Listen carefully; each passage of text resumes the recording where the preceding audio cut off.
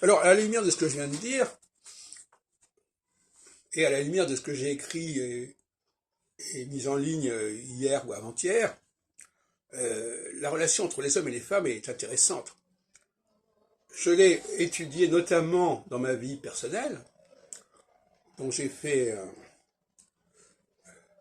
un travail de recensement sur une soixantaine d'années, entre 1966 et 2016, que vous pouvez trouver en ligne dans les prochaines heures, les prochains jours.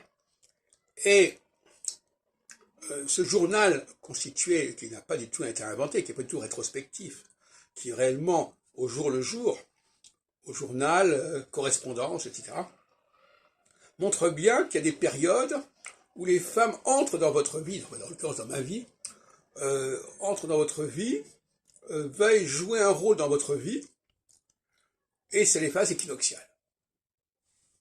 C'est à ce moment-là, elles cherchent des hommes pour pouvoir acquérir un certain pouvoir, et même peut-être pour les remplacer ou pour se substituer à eux. Bon, ça... Et en phase solsticiale, ça fonctionne plus. En phase solsticiale, les femmes n'ont plus cette détermination dans tous les sens du terme, et elles restent en marge, elles restent dans leur coin, si on peut dire.